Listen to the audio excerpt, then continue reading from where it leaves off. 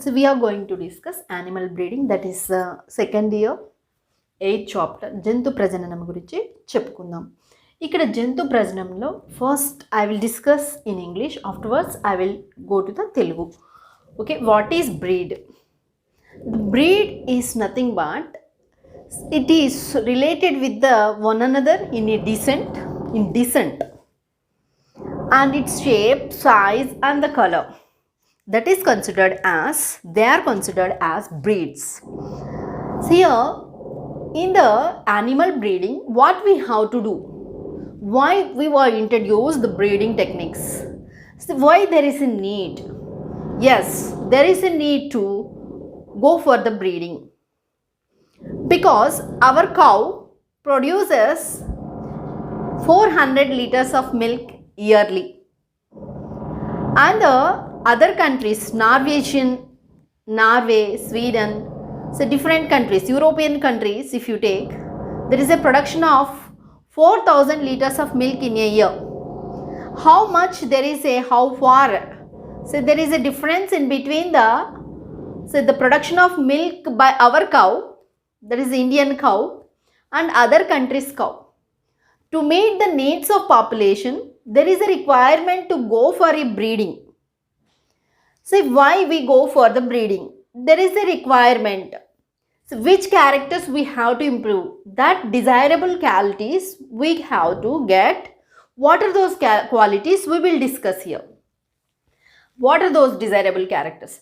Disease resistance, increase in quality and quantity, fast growth rate, enhance productive life by improving the genetic merit of a livestock, early maturity, economy of feed. Disease resistant. Why we require disease resistant? If every time it is suffer with the disease, means there is a production decreases. Because of that, we require the resistant animal which is not at all easily prone to the disease. Some animals which easily prone to the disease, they will become sick. There is no production of milk, there is no production of meat. So because of that, we require the healthy animal which is resistant animal, disease resistant animal we require. That's why we go for the breeding. Increase in the quality and quantity of milk, meat or wool, anything. Here, why do you want to increase the milk quantity? Why do you want to increase the quantity and quality? So the quality means there is a different vitamins, different nutrients which are present in the any substance that is useful for the different nutrients. If you improve the nutrients in that particular type of substance, it is very useful for us. For example, you take the rice variety. So our Indian scientists introduced the golden rice. It constitutes the vitamin A. Many of them are suffering with the eye. So ప్రతి ఒక్కరికి కళ్ళజోడు కావాల్సి వచ్చింది. So there is a requirement to improve the nutrient components in our food. That's why the not only the quantity but also the quality also we require. Quality of milk, quality wool, as well as quality meat also. If there is no quality, if we produce more quantity also, it may leads to different types of diseases also. So that we require quality and the quantity. Along with the quantity, we require quality also. Fast growth rate. Say the animals, we say the fast growth is required. That's also one of the aspect, but it has many negative effects also. If you require the fast growth rate, means we say inject the injections, we give the injections to the animals, by that also we are also affected. Fast growth rate also one of the technique in the breeding, and that's also one of the desirable quality we want. Enhance productive life by improving the genetic merit. So the genetic constitution of a cow or the sheep or the any hen or the any animal that is we use for the food purpose or for the other purposes. That's there is a genetic merit we have to improve. Genetic merit అంటే ఏంటి? Genetic జీన్స్లో ఉన్నటువంటి క్వాలిటీని improve చేయాలి. అంతకుముందు ఉన్నటువంటి gene ఏదైతే ఉందో that gene is not useful for us to produce more quantity and more quality. So that we have to improve the genetic merit. Early maturity. Early maturity, the animal which becomes mature within a year, like that, within a year or the 1 year. So, in a little span, in a short span of time, if it mature means it give the young ones, so that there is a production increases. So early matured animal, early maturity is also required. Economy of feed. Eat less and more production. Less మనం తక్కువ మేత అనేటటువంటి దాన్ని, if you feed the animal with a good quality of food, less quantity of food but we require more production. అంటే less quantity of food and more production we require. అంటే there is economy of feed. మనం తక్కువ quantity, if you give the less quantity of food, there is the expensivity decreases. So economy of feed also very important. ఇక్కడ తెలుగులోకి తీసుకున్నట్లయితే ఇప్పుడు జంతు ప్రజననము అనేటటువంటి దానిలో, సో ఇక్కడ ప్రజననము అనగా వంశానుక్రమంగా ఆ జీవి నుంచి ఈ జీవి, మనం ఫర్ ఎగ్జాంపుల్ మనమందరం ఒక ప్రజననానికి చెందిన వాళ్ళం, భారతీయులు అందరము, చైనీయులందరూ ఒకే ప్రజననానికి చెందిన వాళ్ళని చెప్పుకోవచ్చు. సో అంటే మనము వంశానుక్రమంగా అనుబంధం కలిగిన వాళ్ళము. అదేవిధంగా మన యొక్క పరిమాణం కానీ, అదేవిధంగా రంగు, రూపు, నిర్మాణం, మన దేహం యొక్క నిర్మాణం అన్నీ చూసినట్లయితే ఒకరికొకరు పోలి ఉండడం అనేటటువంటిది జరుగుతుంది. అటువంటి దాన్ని ప్రజననము అని చెప్తారు. మనకి ఐచ్ఛిక లక్షణాలు ఏమి కావాలి? మరి వ్యాధి నిరోధకత, అంటే వ్యాధిని తట్టుకునగలిగే శక్తి ఉన్నటువంటి జీవులు కావాలి. నాణ్యత, పరిమాణము, అంటే ఏదైనా పాల ఉత్పత్తి కావచ్చు, వూల్ ఉత్పత్తి కావచ్చు, దేన్నైనా ఉత్పత్తి పెంచడము, అదేవిధంగా దానిలో ఉన్నటువంటి నాణ్యతను కూడా పెంచడం అనేటటువంటిది ఇక్కడ మనకు ఒక ఐచ్ఛిక లక్షణంగా తీసుకుంటాము. వేగవంతమైన పెరుగుదల, తొందరగా పెరగాలి యానిమల్, తొందరగా పెరిగి తొందరగా పాల ఉత్పత్తి, తొందరగా ఊల్ ఉత్పత్తి చేయాలి. దానివల్ల మనకి ఏమవుతుంది? ఎక్కువ ఎకానమీ అనేటటువంటిది రావడం. అదేవిధంగా మనకు కావలసినటువంటి అవసరాలు అనేటటువంటి, అంటే పెరుగుతున్న జనాభాకి అవసరాలను తీర్చడం కోసం పాల ఉత్పత్తి కావచ్చు, ఇంకా వేరే ఉత్పత్తులు కావచ్చు, అన్నింటినీ పెంచడం. జన్యు ప్రతిభ అంటే జన్యువుల్లో మార్పులు తీసుకొచ్చి మనకు కావలసినటువంటి లక్షణాన్ని పొందడానికి జన్యువులను మనకి కావలసిన విధంగా మార్పులు చేసుకోవడం. ముందస్తు పరిపక్వత, తొందరగా పరిపక్వతకు వచ్చినట్లయితే కొత్త జీవులకు జన్మనివ్వడానికి ఉపయోగపడుతుంది. కాబట్టి ముందస్తు పరిపక్వత కూడా అవసరము. మేత అనేటటువంటి దానిలో మిత వ్యయం, మనకి ఎక్కువ ఖర్చు లేకుండా తక్కువ మేతనిచ్చి అదేవిధంగా ఎక్కువ ఉత్పత్తిని పొందగలిగితే అప్పుడు మనకి మనీ అనేటటువంటిది, ఎకానమీ అనేటటువంటి డెవలప్ కావడం జరుగుతుంది. ఇవి మామూలుగా మనకు కావాల్సినటువంటి క్వాలిటీస్ని ఏమేం క్వాలిటీస్లో మనం ప్రజననంలో పొందాలనుకుంటున్నాం. నెక్స్ట్ ఇప్పుడు మళ్ళీ ప్రజననం ఎన్ని రకాలు, ఆ ప్రజననం ఏంటో. ఇంతకుముందు మనకి ఐచ్ఛిక లక్షణాలను పొందాలి, ఎటువంటి ఐచ్ఛిక లక్షణాలు పొందాలో చెప్పుకున్నాం. దానికి బ్రీడింగ్ అవసరం అని చెప్పుకున్నాం. ఇప్పుడు మెథడ్స్ ఆఫ్ బ్రీడింగ్ కనుక చూసినట్లయితే, ప్రజనన పద్ధతులు కనుక చూసినట్లయితే రకరకాల ప్రజనన పద్ధతులు ఉంటాయి. ఇన్ బ్రీడింగ్, దట్ ఈజ్ అంతా ప్రజననము, క్లోజ్ బ్రీడింగ్, లైన్ బ్రీడింగ్. ఇన్ బ్రీడింగ్లో మళ్ళీ two types. Inbreeding is nothing but the breeding in between the closely related animals. అంటే ఇక్కడ మన ఇంట్లో కొన్ని గేదెలను లేకపోతే కొన్ని గొర్రెలను పెంచుతున్నాం. ఆ పెంచినటువంటి వాటి మధ్య ప్రజననాన్ని కనుక జరిపినట్లయితే అటువంటి దాన్ని ఇన్బ్రీడింగ్ అని అంటారు. but the superior male with a superior female. The breeding in between a closely related animals. So that is selecting in the superior male with a superior female. So in this close breeding, how can we define close breeding is male parent with female offspring. Female parent with male offspring, that is considered as close breeding. And తెలుగులో అతి సన్నిహిత ప్రజననము మగజనక జీవి అంటే మగజీవికి తండ్రి మగజనక జీవితో ఆడ పిల్లని, ఆడజనక జీవితో మగ సంతతిని కనుక ప్రత్యుత్పత్తి వీటి మధ్య కనుక మనము ప్రజననం జరిపినట్లయితే అటువంటి దాన్ని అతి సన్నిహిత ప్రజనం అంటే వాటికే పుట్టిన పిల్లలతో మగజనక జీవి వల్ల పుట్టినటువంటి ఆడజీవితో, ఆడజనక జీవి వల్ల పుట్టినటువంటి మగజీవితో, అంటే తల్లికి పుట్టినటువంటి అదే మగపిల్లవాడితో అని చెప్పుకోవచ్చు. ఒక విధంగా ఇక్కడ మగపిల్లతో అని చెప్పుకోవచ్చు. అటువంటి దాన్ని అతి సన్నిహిత ప్రజననము అంటారు.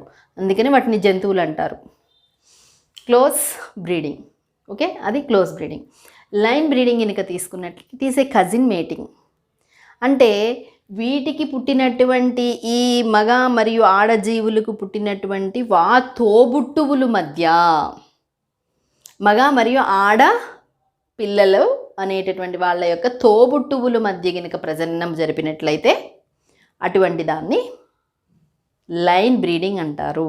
కజిన్ మేటింగ్, ఒక విధంగా మన అత్తమ్మ వాళ్ళ అబ్బాయిను, మామయ్య వాళ్ళ అబ్బాయిను, మామయ్య వాళ్ళ అమ్మాయిను మనం కనుక మ్యారేజ్ చేసుకుంటే ఏ విధంగా అయితే అటువంటి దాన్ని ఒక విధంగా లైన్ బ్రీడింగ్కి, అంటే మీకు ఈజీగా ఉండడం కోసం చెప్పాను. This is a cousin mating but not as close as close breeding. అంత క్లోజ్ కాదు, అంత కొద్దిగా దూరం అవుతుంది. Okay, line breeding. దీనివల్ల మరి ఈ ఇన్బ్రీడింగ్ వలన మనకి అడ్వాంటేజెస్ ఏంటి, డిసడ్వాంటేజెస్ ఏంటి అని చెప్పుకుందాం. అడ్వాంటేజెస్ ఏంటి అని అంటే there is a increase of homozygosity increase కావడం వల్ల సంయుగ్మత అనేటటువంటి దాన్ని పెంచడం వల్ల ఆ లక్షణం ఏదైతే ఉందో ఆ లక్షణము సంచితం అవ్వడం అనేటటువంటి దాని వలన the accumulation of homozygous characters there is leads to శుద్ధ ప్రజనితాలు pure line animals formation takes place. అందుకని ఒక్కొక్కసారి మనము మేనరికంలో కనుక చూసినట్లయితే కొంతమంది పిల్లలు ఇంటెలిజెంట్ ఉంటారు, కొంతమంది ఏదో ఒక లోపంతో పుడతారు, కొంతమంది ఇంటెలిజెంట్ ఉంటారు. అంటే sometimes it may leads to the accumulation of homozygous genes. Homozygosity increase, సమయుగ్మతను పెంచి శుద్ధ ప్రజనితాలను కూడా ఏర్పరచవచ్చు ఒక్కొక్కసారి. అదేవిధంగా sometimes there will be the accumulation of superior genes. మేలు రకపు జన్యువులు సంచితం అవ్వడం వలన అవసరం లేనటువంటి జన్యువులు ఏవైతే ఉంటాయో అవి తొలగించబడడం అనేటటువంటిది జరుగుతుంది. So accumulation of superior genes, sometimes it may lead to the elimination of a undesirable genes also. ఈ పద్ధతిలో ప్రతి దగ్గర మనము దాన్ని కరెక్ట్గా సెలెక్ట్ చేస్తూ కనుక మనము రిప్రొడక్షన్ కనుక జరిపితే there is increase of inbred productivity increase అవుతుంది, ఇన్బ్రెడ్ పాపులేషన్ ఇంక్రీజ్ అవుతుంది. అంటే ప్రతి దశలో కనుక మనము ఆ యానిమల్ అనేటటువంటి దాన్ని సెలెక్ట్ చేస్తూ ఉత్పత్తి అనేటటువంటి శుద్ధ ప్రజనితాలు రావడం, అదేవిధంగా మనకి అంత ప్రజనన జనాభా అనేటటువంటిది పెరగడం అనేటటువంటిది జరుగుతుంది. డిసడ్వాంటేజెస్ కనుక తీసుకున్నట్లయితే sometimes in the natural selection the harmful and undesirable genes which are in this breeding there may be that characters which may appear. ఇంతకుముందు చెప్పినటువంటి కొన్ని బహిర్గతం అవ్వచ్చు, కొన్ని లక్షణాలు ఒక్కొక్కసారి ఏవైతే న్యాచురల్ సెలక్షన్ ద్వారా తొలగించబడతాయో, ప్రకృతి వర్ణం ద్వారా తొలగించబడతాయో అటువంటివి ఇక్కడ తొలగించబడకపోవడం వల్ల అవి బహిర్గతం అవ్వవచ్చు. ఇంతకుముందు నేను చెప్పాను, మనం ఒక్కసారి మేనరికం చేసుకున్నప్పుడు చెవిటి పిల్లలు, మూగ పిల్లలు పుడతారు. సో ఎందుకని అటువంటి లక్షణాలు అనేటటువంటివి ప్రకృతి వర్ణము అనేటటువంటిది పనిచేయదు. ప్రకృతి వర్ణము అనేటటువంటిది పని చేయకపోవడం వల్ల ప్రకృతి వర్ణము చేయకపోవడం వల్ల ఇక్కడ హార్మ్ఫుల్ రెసెసివ్ ఎలీల్స్ ఏవైతే ఉంటాయో అవి బహిర్గతం అవుతుంది. హార్మ్ఫుల్ అంటే మనకు ఉపయోగపడనటువంటి జన్యువులు ఏవైతే ఉంటాయో అవి తొలగించబడడం అనేటటువంటిది జరగకపోవడం వల్ల అవి బహిర్గతమయ్యి అవి మనకి ప్రాబ్లం కలిగించవచ్చు. ప్రొడక్టివిటీ, ఫర్టిలిటీ, ఉత్పత్తి మరియు దాని యొక్క ఫర్టిలిటీ అంటే వేరే పిల్లలకు జన్మనిచ్చేటటువంటి లక్షణం అనేటటువంటి తగ్గవచ్చు. దాన్ని that is called there will be the decrease of productivity and fertility, that is called inbreeding depression. అంటే continuous inbreeding leads to inbreeding depression. అంత ప్రజనన మాంద్యము అంటారు, దాన్ని ఏమంటారు, అంత ప్రజనన మాంద్యము అనేటటువంటిది ఏర్పడవచ్చు. ఎక్కువ సార్లు అంత ప్రజననం జరపడం వల్ల వాటి యొక్క అంటే ఫలవంతమైనటువంటి వాటికి మళ్ళీ పిల్లలకి జన్మనిచ్చేటటువంటి శక్తిని కోల్పోవడం, ఉత్పత్తి అనేటటువంటి తగ్గిపోవడం వల్ల తగ్గిపోతుంది. అదేవిధంగా అంత ప్రజనన మాంద్యము కూడా ఏర్పడవచ్చు. ఇది ఇన్బ్రీడింగ్. సో నెక్స్ట్ మళ్ళీ అవుట్ బ్రీడింగ్ చెప్పుకుందాం. ఇప్పుడు అవుట్ బ్రీడింగ్లో ఇక్కడ ఏమేం పద్ధతులు ఉన్నాయి? అవుట్ బ్రీడింగ్లో outcrossing, crossbreeding, interspecific hybridization. Outbreeding బాహ్య ప్రజననము. ఇక్కడ there is in the inbreeding there is closely related animals, but here somewhat far in between the same breeds out crossing తీసుకున్నట్లయితే there is in between the same breeds but there is no common ancestor for the 4 to 6 generation on either side of the parent. ఇక్కడ ఈ బాహ్య సంపర్కము అనేటటువంటిది ఒకే ప్రజననాలకు చెందినటువంటి జీవుల మధ్య జరుగుతుంది. కానీ ఆ తల్లికి కానీ మరియు తండ్రికి కానీ ఎటువంటి వంశకర్తలు ఉండరు. 4 నుంచి 6 తరాల వరకు ఈ వంశ వృక్షంలో వీళ్ళకి సంబంధించిన మగ జీవికి సంబంధించినటువంటి అంటే ఆ తండ్రికి సంబంధించినటువంటి జీవి కానీ తల్లికి సంబంధించినటువంటి జీవికి సంబంధించినటువంటి జీవులు ఎటువంటి అంటే ఈ 4 నుంచి 6 తరాల వరకు ఎటువంటి వంశవృక్షంలో ఎటువంటి సంబంధం లేనటువంటి జీవుల మధ్య కనుక సంపర్కము అనేటటువంటి జరిపినట్లయితే అటువంటి దాన్ని బాహ్య సంపర్కము అంటారు. So by this out crossing there is A formation of half spring is called that is called out cross. బాహ్య సంపర్కం వలన ఏర్పడినటువంటి జీవులు అనేటటువంటి వాటిని అవుట్ క్రాస్ అని అంటారు. ఇక్కడ మీకు అర్థమైంది కదా, మనం ఏం చేసాము ఇంతకుముందు బాగా దగ్గరగా ఉన్నటువంటి జీవుల మధ్య, కానీ ఇక్కడ మాత్రం ఒకే సేమ్ బ్రీడ్ ప్రజననాలు సేమే, కానీ there is no relationship for 4 to 6 generations. అటువంటి దాన్ని బాహ్య సంపర్కము అని అంటారు. బాహ్య సంపర్కం అనేటటువంటిది పాల ఉత్పత్తి బాగా తగ్గిపోవడం, అదేవిధంగా మాంసము అనేటటువంటి దాని యొక్క ఉత్పత్తి, దాని యొక్క క్వాలిటీ తగ్గిపోవడము, నాణ్యత తగ్గిపోవడం కనుక జరిగినట్లయితే మనం ఈ బాహ్య సంపర్కం ఒక్కసారి జరిపినట్లయితే అంత ప్రజనన మాంద్యం నుంచి బయటపడవచ్చు. ఒక్కసారి బాహ్య సంపర్కం వలన అంత ప్రజనన మాంద్యం నుంచి బయటపడవచ్చు. By one outcrossing we can eliminate the inbreeding depression.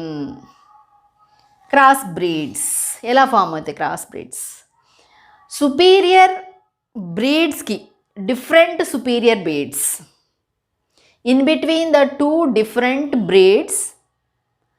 ఇక్కడ బికనేర్ ఈవ్స్, మెరైనోరామ్స్ అనేటటువంటి షీప్స్ 2 వేరు బ్రీడ్స్కి మధ్య, బికనేర్ ఈవ్స్, మెరైనోరామ్స్ డిఫరెంట్ షీప్స్ గొర్రెల మధ్య. So there is a cross in between 2 different breeds which they are belongs to superior quality. Superior male with a superior female but belongs to different breeds. వేరు ప్రజననాలకు చెందినటువంటి జీవుల మధ్య, కానీ ఎటువంటి ప్రజననాలు అవి? మంచి రకానికి చెందినటువంటి ప్రజననాలను తీసుకొని మనం గినక వాటి మధ్య సంపర్కము అనేటటువంటి జరిపినట్లయితే పరప్రజనితాలు ఏర్పడతాయి, క్రాస్ బ్రీడ్స్ ఏర్పడతాయి. బికనీరియస్ మెరైనోరామ్స్ అనే షీప్ తీసుకొని మనము చేసినటువంటి దానిలో వచ్చినటువంటి హిర్సాడేల్ అనేటటువంటి గొర్రె ఏర్పడింది. ఆ పరప్రజననము దాని యొక్క వూల్ ఉత్పత్తి అనేటటువంటిది క్వాలిటీ అనేటటువంటి దాన్ని కలిగి ఉండడం గమనించడం జరిగింది. సో క్రాస్ బ్రీడింగ్ అంటే different breeds which belongs to superior quality breeds. Next interspecific hybridization, అంతరజాతి సంకరణ. See here the two different species which are somewhat we feel that they are related to one another. The appearance, if you see that species, see that is the somewhat related species, that is but they are not related but related. There is a closely related, if they appear like a closely related but they are not related. Two different species, in between there is a cross in between two different species. Their quality which appears, so they are having the superior quality with their ancestors. So the offspring which is formed by this cross, they have superior quality if you compare with their parents. But that superior quality is not useful. It is it is not fertile, sterile one production. Sterile production takes place. Say male donkey and female horse. అంతరజాతి సంకరణ అంటే వేరు జాతుల మధ్య గినక సంపర్కము అనేటటువంటి జరపడం వలన ఏర్పడినటువంటి జీవులు వాటి యొక్క తల్లిదండ్రుల కంటే మంచి పవర్ను కలిగి ఉండడం అనేటటువంటి, మంచి ఐచ్ఛిక లక్షణాలను కలిగి ఉండడం అనేటటువంటి జరిగింది. కానీ వంధ్యత్వాన్ని కలిగినటువంటి జీవులు ఏర్పడ్డాయి. వంధ్యత్వము అంటే ఏంటి? వేరే నెక్స్ట్ తరంలో పిల్లలను ఇవ్వలేనటువంటి జీవులు ఏర్పడడం జరిగింది. కానీ లక్షణాలు కొన్ని ఉపయోగపడేటటువంటి లక్షణాలు, బలంగా ఉండడం, ఎక్కువగా పనిచేయగలిగి ఉండడం, అలాంటి లక్షణాలు కొన్ని రావడం జరిగింది. మేల్ డాంకీ ఫీమేల్ హార్స్ చేసినప్పుడు మ్యూల్ అనేటటువంటిది ఏర్పడ్డది. సో ఓకే, మగ గాడిద మరియు ఆడగుర్రము మధ్య సంపర్కం చెరడం వల్ల మ్యూల్ అనేటటువంటిది. సో అదేవిధంగా ఆడగాడిద మగ గుర్రము మధ్య ఏర్పడినటువంటి జీవి హిన్ని అనేటటువంటిది ఏర్పడడం జరిగింది. దీనిని అంతరజాతి సంకరణ అని అంటారు. ఇవి 3 రకాలు. అవుట్ బ్రీడింగ్ ఎన్ని రకాలు? Outcrossing, crossbreeding, interspecific hybridization. బాహ్య సంపర్కము, ప్రజననము, అంతరజాతి సంకరణ. ఇవి బాహ్య ప్రజననం గురించి. మనము ఇది కాకుండా కంట్రోల్డ్ బ్రీడింగ్ ఎక్స్పెరిమెంట్స్ అనేటటువంటి వాటికి వెళ్తే, controlled breeding experiments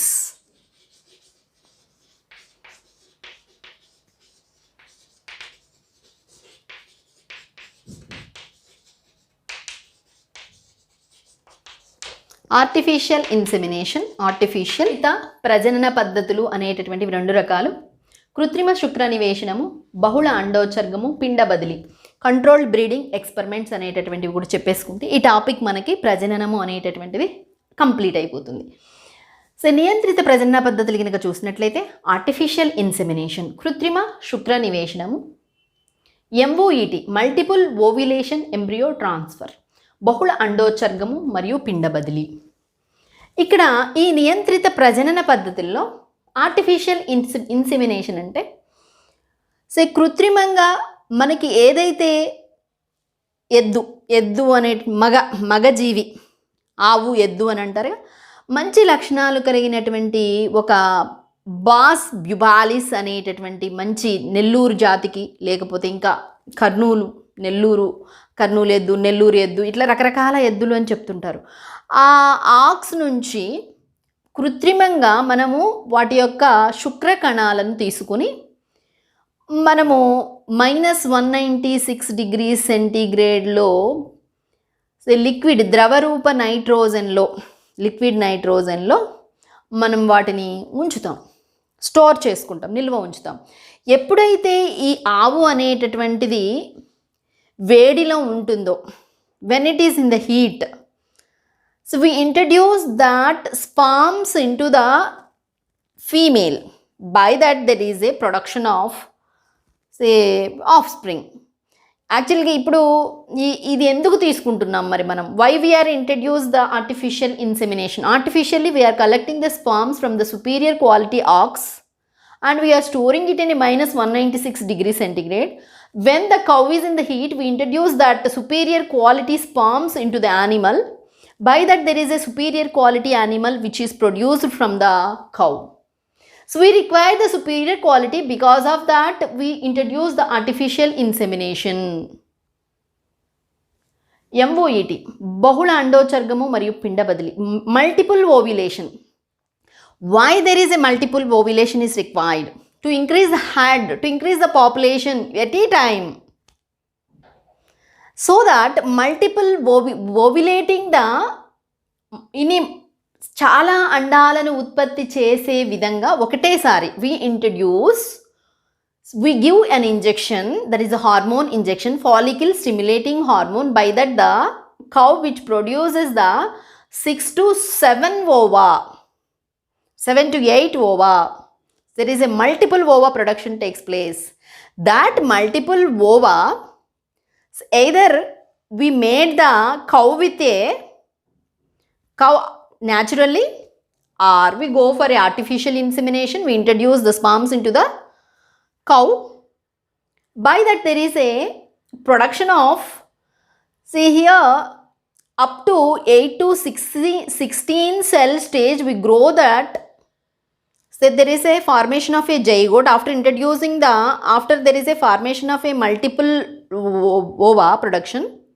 So we introducing the sperms into the female. By that there is a formation of a zygote, the zygote which convert into the embryo up to 8 to 16 cell, 16 to 13 cell stage varki, that is the 16 to 32 cell stage is called blastocyst. That blastocyst we collect and we implant in the different cows. They are the genetic cows. So ikkada oka vidhanga ఏమనాలి అని అంటే, that mother is called surrogate mother. Surrogate mother. So ఇక్కడ మనము చాలా అండాలను ఉత్పత్తి చేసి ఆ అండాలు అనేటటువంటి దాన్ని ఆడజీవిలో ఉత్పత్తి అయ్యే విధంగా ఒక ఫాలికిల్ స్టిమ్యులేటింగ్ హార్మోన్ ఇవ్వడం వల్ల 6 నుంచి 8 అండాలను ఉత్పత్తి చేసింది. ఉత్పత్తి చేసిన తర్వాత దానిలోకి శుక్రకణాలను మనం ఇవ్వడం జరుగుతుంది ఆడజీవిలోకి.